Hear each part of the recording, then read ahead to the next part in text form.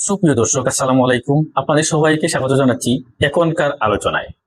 আপনাদের সঙ্গে আছে আমি মুজাহিদুল ইসলাম। দর্শক, কাতারের রাজধানী দোহায় ইরান ও আমেরিকার মধ্যে আজকে আলোচনা হওয়ার কথা ছিল।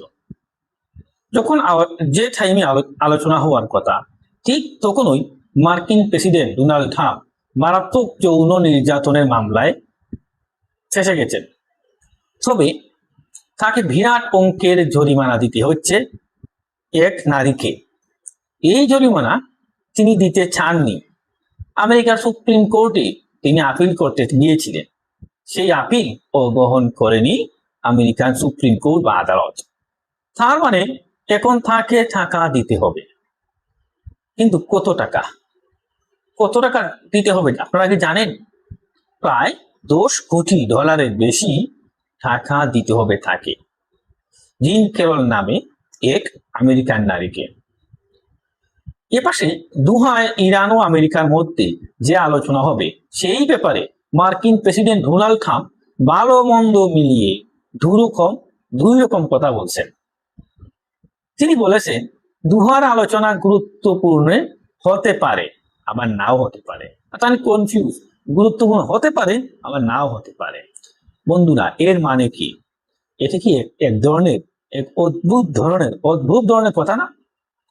তবে ইসলামী প্রজাতন্ত্র ইরান পরিষ্কার করে বলেছে দোহায় রাজনৈতিক অর্থাৎ পরমাণু চুক্তির বিষয়ে কোনো আলোচনা হচ্ছে না। দোহায় যে আলোচনা হবে সেটা হচ্ছে সমঝোতা, যা হয়েছিল তা বাস্তবায়ন কতদূর হলো সেটা নিয়ে কথা হবে, পরমাণু নিয়ে কোনো আলোচনা হবে না। ফলে মার্কিন আমেরিকা যতই চাপাচাপি করুক, ইরান তার অবস্থান ছেড়ে আমেরিকার প্রত্যাশা মতো কোনো কাজ করবে না।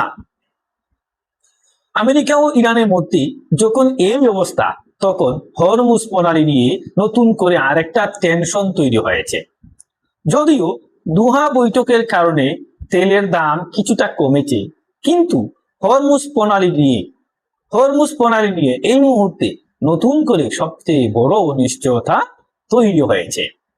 তাতে তেলের দাম আবার বেড়ে যেতে পারে এমন আশঙ্কাও তৈরি হয়েছে জনমনের প্রশ্নের মুখে। সবকিছু মিলিয়ে একটা জটিল পরিস্থিতির ভিতরে এই মুহূর্তে ইরান ও আমেরিকার কেন্দ্রিক যে রাজনীতি একটা জটিল পরিস্থিতির মধ্যে পড়েছে।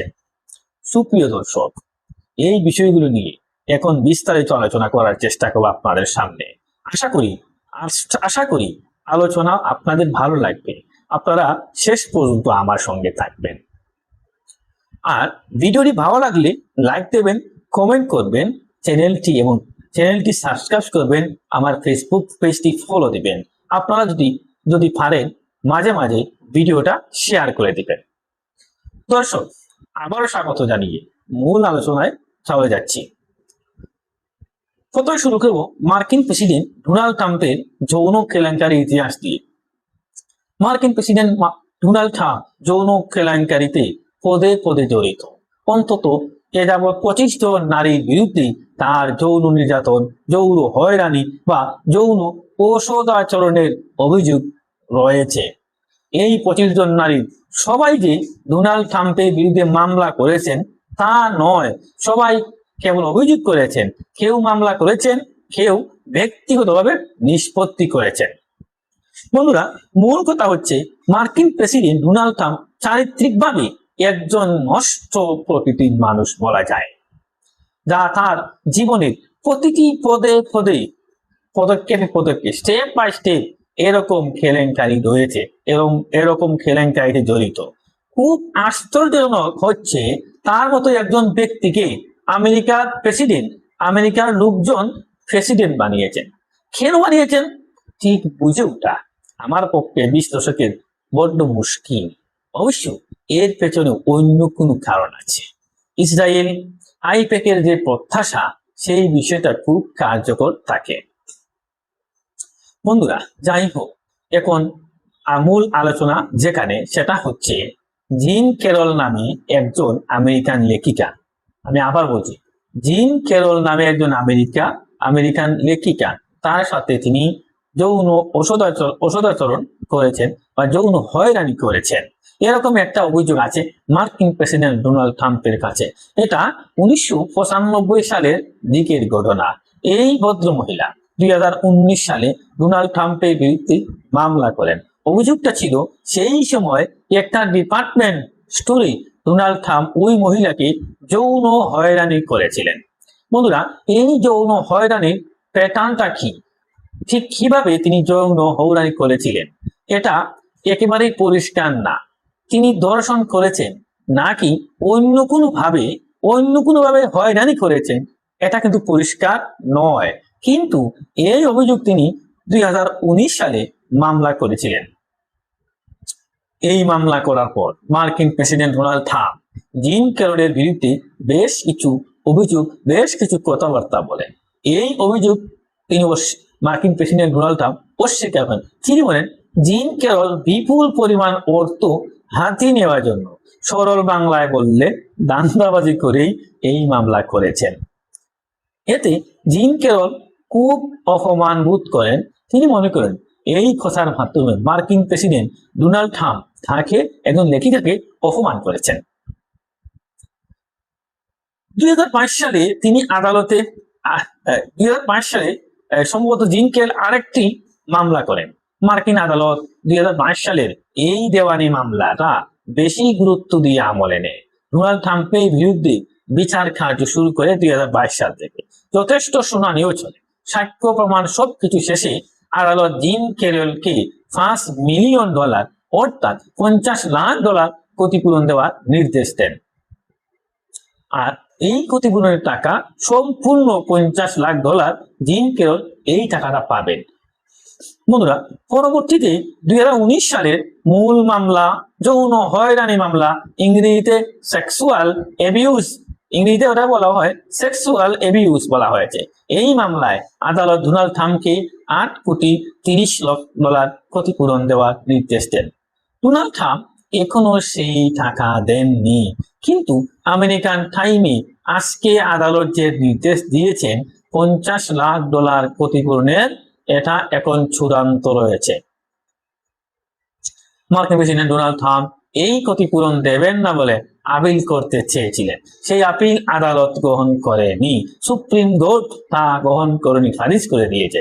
সুপ্রিম কোর্ট সর্বোচ্চ আদালত যদি গ্রহণ না করে, তাহলে ডোনাল্ড ট্রাম্পকে এই টাকা দিতেই হবে, এটা কখনো মাফ হবে না। এই দুই মামলার ক্ষতিপূরণ মিলিয়ে এখন সুদে আসলে $10 কোটিরও বেশি জিন ক্যারলকে দিতে হবে। ডোনাল্ড ট্রাম্পের কাছে জিন ক্যারলের পাওনা $10 কোটি বেশি। এই বিপুল অঙ্কের ডলার তাকে দিতে হবে। বন্ধুরা, এখানে প্রশ্ন আসতে পারে মার্কিন প্রেসিডেন্ট ডোনাল্ড ট্রাম্প অনেক ক্ষমতার অধিকারী, তিনি কি এই বিপুল অঙ্কের অর্থ দেবেন? প্রেসিডেন্ট অনেক ক্ষমতা আছে, তিনি কি এই অর্থ দেবেন? যদি না দেন তাহলে কি হবে? তিনি যেহেতু ক্ষমতাধর ব্যক্তি, তার অনেক শক্তি আছে, আমেরিকার বর্তমান প্রেসিডেন্ট, তাতে তিনি অনেক সুযোগ সুবিধা স্বাভাবিকভাবে পেতে পারবেন। অর্থাৎ আইনের ফাঁক ফুকর দিয়ে প্রভাব প্রতিপত্তি খাটিয়ে অনেক কিছু করতে পারেন, কিন্তু আইনকে তো তিনি মুছে দিতে পারবেন না। আমেরিকার আদালত যেহেতু খুবই শক্তিশালী আদালত, সুতরাং আইনকে তিনি মুছে দিতে পারবেন না। অনেক ফাঁক ফুকর বের করতে পারবেন ঠিকই, আইনকে কখনো মুছে দিতে পারবেন না। এর প্রমাণ হিসেবে আমরা বলবেন প্রমাণটা কি? এর প্রমাণ হচ্ছে মার্কিন প্রেসিডেন্ট থাকাকালীন তাকে $50 জরিমানা করা হয়েছে। যদি আইনের ফাঁক ফুকর থাকতো, তাকে এই অত বড় পরিমাণ জরিমানা করা হতো না। এই ব্যাপারে আপিল করতে গেছেন, সেই আপিল গ্রহণ করেনি আদালত। প্রমাণ কি পেয়েছেন? তার মানে কি? তার মানে হচ্ছে প্রেসিডেন্ট হওয়ার পরেও আদালত তার আপিল গ্রহণ করে না। এটা আদালতের শক্তিমত্তার পরিচয়। সেই ক্ষেত্রে ডোনাল্ড ট্রাম্প চাইলেই সবকিছু করতে পারবেন না, এটা একদম পরিষ্কার। তাহলে কি হবে? অবশ্যই ডোনাল্ড ট্রাম্পকে এই বিপুল অঙ্কের টাকা দিতে হবে। তিনি হয়তো এই টাকার জন্য আদালতের কাছে, জিন ক্যারলের কাছে সময় নিতে পারেন, নানা রকম কায়দা কানুন ফন্দি ফিকিনি ফকির করতে পারেন, কিন্তু তাকে থাকা দিতেই হবে। থাকার বেলায় খাতির হবে না, এখানে আর কোনো মাফ টাফ হবে না। বন্ধুরা, এখন এই আলোচনা আমি কেন আনলাম? আপনারা অনেকে বলতে পারেন যে আপনি এই আলোচনা কেন আনলেন? এই আলোচনা আনার কারণ হলো মুখরোচক আলোচক হিসেবে না, এর রাজনৈতিক প্রভাব, রাজনৈতিক যে দিক আছে সেই আলোচনাগুলো আমি মূল আলোচনা হিসেবে আনতে চাই। রাজনৈতিক দিক যেটা, এই আলোচনার মধ্যে রাজনৈতিক দিক কি আছে? রাজনৈতিক দিক হচ্ছে এই যে একজন নারীর সাথে যৌন হয়রানির ঘটনায় ডোনাল্ড ট্রাম্প জরিমানার মুখোমুখি পড়লেন। জরিমানার গুনতে হলো, এটা একটা বড় অস্ত্র তার বিরোধী দলের, তার বিরোধী শিবির ডেমোক্রেট দলের হাতে চলে গেল। মিড টার্ম ইলেকশন যখনই ডেমোক্রেট দল কংগ্রেসের নিয়ন্ত্রণ হাতে পেয়ে যাবে, যদি সবকিছু ঠিকঠাক থাকে, যদি নির্বাচনে ডেমোক্রেট দল বেশি ভালো করে সেনেট ও হাউস অফ রিপ্রেজেন্টেটিভ এই দুই জায়গায় তাদের সংখ্যা গরিষ্ঠতা অর্জন হয়ে যায়, তাহলে মার্কিন প্রেসিডেন্ট ডোনাল্ড ট্রাম্পকে ইমপিচমেন্টের মুখে পড়তে হতে পারে। অনেকগুলো ঘটনার মধ্যে এই জিম ক্যারলের ঘটনা একটা অন্যতম ঘটনা।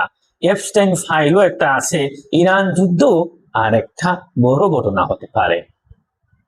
বন্ধুরা, অর্থাৎ অনেকগুলো বিষয়ের সাথে এই জিম ক্যারলের ঘটনা নতুন শক্তি হিসেবে যুগ হবে, ডেমোক্রেটদের জন্য রাজনৈতিক ফোর্স হিসেবে কাজ করবে এই জিম ক্যারলের ঘটনা। তখন মার্কিন প্রেসিডেন্ট ডোনাল্ড ট্রাম্পকে ইমপিচমেন্টের মুখে পড়তে পারে। যদিও ডোনাল্ড ট্রাম্প আগের বার ক্ষমতায় থাকাকালীন দুইবার ইমপিচমেন্টের মুখে পড়েছিলেন, কিন্তু সিনেটে তিনি বেঁচে যান।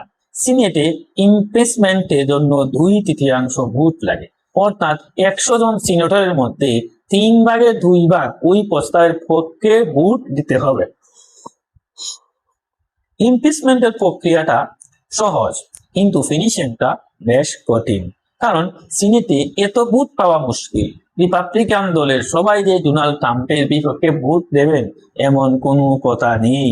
তবে ডোনাল্ড ট্রাম্পের যৌন কর্মকাণ্ড বিবেচনায় হয়তো তার বিরুদ্ধে ইমপিচমেন্টের প্রক্রিয়াও পাশও হয়ে যেতে পারে। দেখা যাক, এটা অবশ্যই অনেক পরের কথা। কি হয় আমরা সেই পর্যন্ত অপেক্ষা করি। বন্ধুরা, এবার আসা যাক দুহার বৈঠকের প্রসঙ্গে। জিম ক্যারলের মামলায় যখন তিনি আপিল করতে ব্যর্থ হয়েছেন, ঠিক তার কিছুক্ষণ পরেই, কয়েক ঘন্টা পরেই কাতারের রাজধানী দোহায় ইরান ও আমেরিকার প্রতিনিধি দলের মধ্যে আলোচনা হওয়ার কথা। ইরান বলছে দোহায় আমাদের সাথে তাদের কোনো রাজনৈতিক আলোচনা হওয়ার কথাই না। আর ডোনাল্ড ট্রাম্প বলছেন হ্যাঁ, আলোচনা হবে, কিন্তু এই আলোচনা গুরুত্বপূর্ণ হতেও পারে, আবার নাও হতে পারে। বন্ধুরা, তার মানে কি? ইরান আসলে কি বলছে বা কি করছে তার উপর কি নির্ভর করবে। আর ইরান এখানে পরিষ্কার করে বলছে দোহায় কোনো রাজনৈতিক বৈঠক হচ্ছে না, এখানে পরমাণু কর্মসূচি বা অন্যান্য বড় কোনো বিষয় নিয়ে আলোচনা হবে না। আলোচনা হবে যে 14 দফার সমঝোতা স্মারক সই হয়েছে, সেই সমঝোতার বাস্তবায়ন কতদূর হলো তার উপর আলোচনা হবে, এর বাইরে নয়, এর বাইরে যাওয়া যাবে না।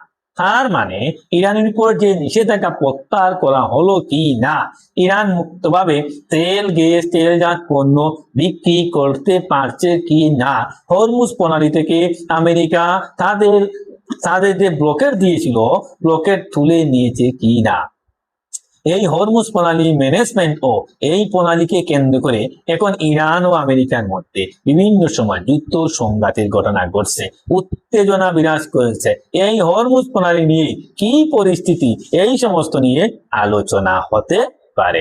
তারপরে যে সমস্ত অর্থ সম্পদ আটকে আছে বিদেশে, ইরানের যে গুলো ফেরত দেওয়ার কথা, সেগুলো কতদূর কি হলো, ইরানের যে সম্পদ বিদেশে আটকে আছে সেগুলো যা ফেরত দেওয়ার কথা কতদূর কি হলো, এই সমস্ত বিষয় নিয়ে আলোচনা হবে, ইরান বলছে।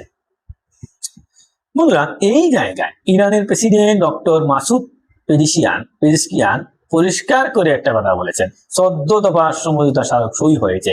এই 14 দফা সমঝোতা স্মারক হচ্ছে 2 ways টু ওয়েজ প্রসেস, অর্থাৎ দুই দিকের প্রক্রিয়া। আমেরিকা যদি বাস্তবায়ন করে তাহলে আমরা সেটা বাস্তবায়ন করব, আর আমেরিকা যদি বাস্তবায়ন না করে আমরা সেটা বাস্তবায়ন করব না। আমরা যদি বাস্তবায়ন করি তাহলে আমেরিকাও বাস্তবায়ন করবে। ব্যাপারটা অনেকটা এরকম। তার মানে মাসুদ পেজেকশিয়ান বলেছেন ইরান কোন চুক্তির তার মানে মাসুদ পেজেকশিয়ান বলেছেন ইরান কোন চুক্তির প্রতি কমিটেড। এখানে এখন আমেরিকা যদি বাস্তবায়ন করে তাহলে ভালো কথা, যদি না করে তাহলে আমরা যুদ্ধে ফিরে যাব। এদিকে ইরানের সর্বোচ্চ নেতা সৈয়দ আলী খামেনি সম্পর্কে একটা পোস্ট দেখলাম এক্সে। একটা বিশ্বস্ত সূত্র এই পোস্ট দিয়ে থাকে। সেখানে বলা হচ্ছে ইরানের সর্বোচ্চ নেতার দৌড়ের বাঁধ ভেঙে যাচ্ছে। ইরান ও আমেরিকার মধ্যে যে সমস্ত আলোচনা চলছে এটা দ্রুত শেষ করার কথা বলেছেন। ভালো কিছু আসলে হলো, যদি না আসে তাহলে যুদ্ধে ফিরে যেতে বলছেন তিনি। যুদ্ধে কেন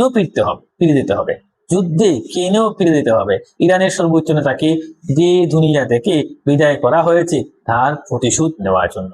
যুদ্ধে ইরানের যে বিপুল পরিমাণ সহায় সম্পত্তি ক্ষতিগ্রস্ত করা হয়েছে তার পাওনা বুঝে নেওয়ার জন্য। যুদ্ধে ইরানের হাজার হাজার নারী পুরুষ শিশুকে যে হত্যা করা হয়েছে তার প্রতিশোধ ও পাওনা বুঝে নেওয়ার জন্য। ইরান কোনো মতেই আমেরিকাকে ছেড়ে দিতে রাজি নয়, কারণ আমরা দেখেছি যুদ্ধের প্রথম দিকে ইরানের হামলায় একরকম দিশেহারা হয়ে উঠেছিল আমেরিকা ও ইসরায়েল। দিশেহারা অবস্থায় একের পর এক ঘাঁটি হারাচ্ছে, একের পর এক বিমান ঘাঁটি হারাচ্ছে, একের পর এক বিমান ধ্বংস হচ্ছে, একের পর এক প্রযুক্তি ধ্বংস হচ্ছে। তখন তারা দ্রুত যুদ্ধবিরতির দিকে যাওয়ার চেষ্টা করেছে পরিস্থিতি থেকে বাঁচার জন্য। উদ্ভূত যে পরিস্থিতি সৃষ্টি হয়েছিল তার থেকে বাঁচার জন্য। এখন পরিস্থিতি থেকে বেঁচে গিয়ে এবার তালবাহানা শুরু করেছে। চুক্তি করার পরে সেই চুক্তি বাস্তবায়ন করবে না, এটা হতে পারে না। এই জায়গায় আবার মার্কিন ঘাঁটিগুলোর উপর হামলা হবে মধ্যপ্রাচ্যে। এখান থেকে যতক্ষণ না আমেরিকা সরে যাবে ততক্ষণ পর্যন্ত হামলা চলতেই থাকবে। পরিস্থিতি অনেকটা এইরকম। বন্ধুরা, এর পাশাপাশি ইসরায়েল ও লেবাননের মধ্যে যে চুক্তি হয়েছে সম্প্রতি আমেরিকার মধ্যস্থতায়, সেখানেই লেবাননের ভেতরে ইসরায়েলের কিছু সেনা থাকতে পারবে, আবার আমেরিকার সেনাও লেবাননে থাকতে পারবে, এরকম কথাবার্তা বলা হচ্ছে। তাহলে লেবাননের স্বাধীনতা থাকলো কোথায়? আপনারা একটু বলুন। লেবাননের সার্বভৌমত্ব থাকলো কোথায়? লেবাননের বর্তমান প্রধানমন্ত্রী ও প্রেসিডেন্ট তারা এভাবে লেবাননকে আমেরিকা ইসরায়েলের হাতে তুলে দিচ্ছে। এই বিষয়টা ইরান মানতে প্রস্তুত নয়, আর হিজবুল্লাহ তো প্রস্তুত নয়। ফলে যেরকম ভাবে সমাধানের প্রত্যাশা ছিল, যেরকম সমাধান প্রত্যাশা করা হয়েছিল তার কিছু হলো না, বরং এই যুদ্ধবিরতির সুযোগ নিয়েই পরিস্থিতি আবার জটিল করা হয়েছে। এই পরিস্থিতিতে ইরান দেখছে আমেরিকা অন্যান্য যতবার চুক্তি বা কোনো প্রতিশ্রুতির কথা বলে সেটা পালন করে না, সেটা কখনো পালন করে না। এবারও সেই একই ঘটনা ঘটতে যাচ্ছে। ইরান কিন্তু এই চুক্তিতে যেতে চাচ্ছিল না। আপনারা সবাই দেখেছেন, আমরাও দেখেছি, বিশ্ব মিডিয়া দেখেছে, এই আলোচনায় আমেরিকা কখনোই যেতে চাচ্ছিল না। কারণ তারা বারবার বলছিল আমরা যতই চুক্তিতে যাই, যতই আলোচনায় যাই, আমেরিকা এই আলোচনা চুক্তি রাখে না, তারা কথা দিয়ে কথা রাখে না, সুতরাং আমরা এই আলোচনায় যাব না। অতএব তাদের সাথে কোনো চুক্তি হতে পারে না আমাদের। বিশ্বের চাপাচাপির কারণে, বিশ্বের মুরুলদের চাপাচাপির কারণে, পাকিস্তান, কাতার বা বিশ্বের বিভিন্ন দেশের চাপাচাপিতে যুদ্ধবিরতি হলো এবং এই চুক্তির দিকে উভয় দেশ অগ্রসর হলো। আবার এখন সেই চুক্তির বাস্তবায়ন নিয়ে তালবাহানা শুরু হয়েছে। এটাই আমেরিকার চরিত্র। এই চরিত্র ইরানের পূর্ব থেকেই জানা আছে, সেই জন্যই তারা যুদ্ধবিরতিতে যেতে চায়নি। বন্ধুরা, সর্বোচ্চ নেতার পক্ষ থেকে এখন ভেতরে নির্দেশনা আসতে দ্রুত এই সমঝোতা বাস্তবায়নের প্রক্রিয়া শেষ করতে হবে। তারা যদি বাস্তবায়ন করে আলহামদুলিল্লাহ, আর বা তাহলে ভালো কথা, আর তা না হলে নতুন করে যুদ্ধে ফিরতে হবে। যুদ্ধের মাধ্যমেই এর সমাধান খুঁজতে হবে, সমাধান করতে হবে। বন্ধুরা, সুপ্রিয় দর্শক, এখনকার আলোচনা এখানে শেষ করতে চাই। যাওয়ার আগে আপনাদের কাছে বলি, আসলে আমেরিকা যে পরিস্থিতিতে তৈরি করেছে তাতে মনে হচ্ছে 14 দফা সমঝোতা বাস্তবায়নের সম্ভাবনা খুব কম। আমার কাছে মনে হচ্ছে এমনই। আপনার কাছে কি মনে হচ্ছে? যদি এই 14 দফা বাস্তবায়ন না করে আমেরিকা, তাহলে চূড়ান্ত চুক্তি সই হবে না, আবার যুদ্ধ পরিস্থিতি তৈরি হতে পারে। আপনাদের কি মনে হয়? আপনাদের মতামত কমেন্টে জানাতে পারেন। ভিডিও ভালো লাগলে লাইক করবেন, কমেন্ট করবেন, শেয়ার করবেন, চ্যানেলটি সাবস্ক্রাইব করে সাথেই থাকবেন।